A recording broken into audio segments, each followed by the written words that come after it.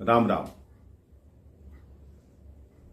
एक समय बुद्ध अपने शिष्यों के साथ जंगल में जा रहे थे।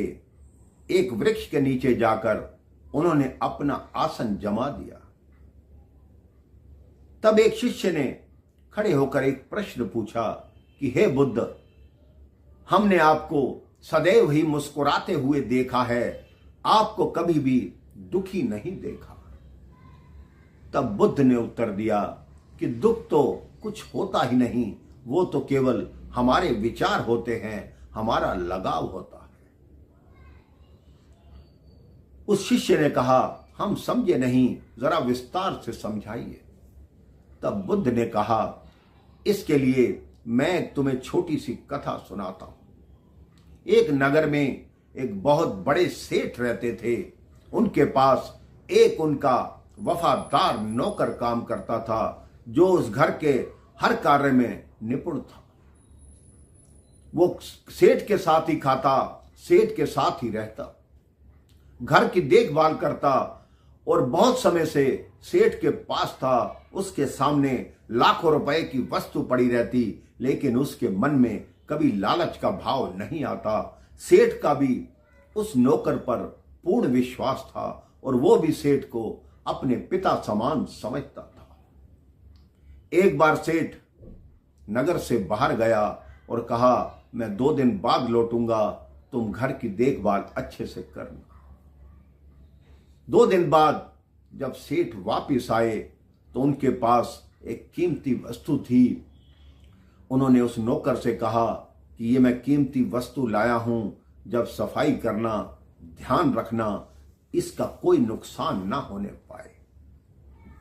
अगले दिन प्रातः ही जब वो नौकर सफाई करने लगा, उस कक्ष में आया, उस वस्तु को छुआ, वो वस्तु उसके हाथ से गिर गई। जब सेठ को ये बात मालूम हुई, सेठ तुरंत आया। उसने नौकर को बहुत खरी खोटी सुनाई, हालांकि उसको नौकरी से नहीं निकाला। सेठ को बहुत दुख हुआ कि मैंने ये क्या किया, इसने इतनी कीमती चीज तोड़ दी, मैं कितने मन से लाया था। सेठ को रात्रि में यही सोच सोचकर निद्रा नहीं आई। वो अपने घर में घूम रहा था। उसने देखा वो नौकर आराम की नींद सोया हुआ है, खर्राटे भर। उस सेठ को एक युक्ति सूझी।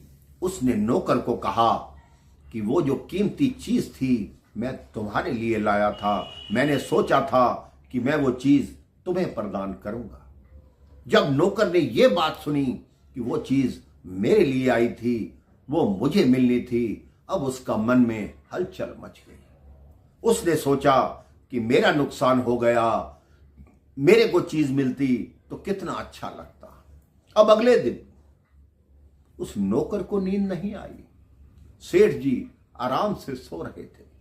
तो यही दुख है जो वस्तुओं को हम अपने मन के साथ लगाए रखते हैं।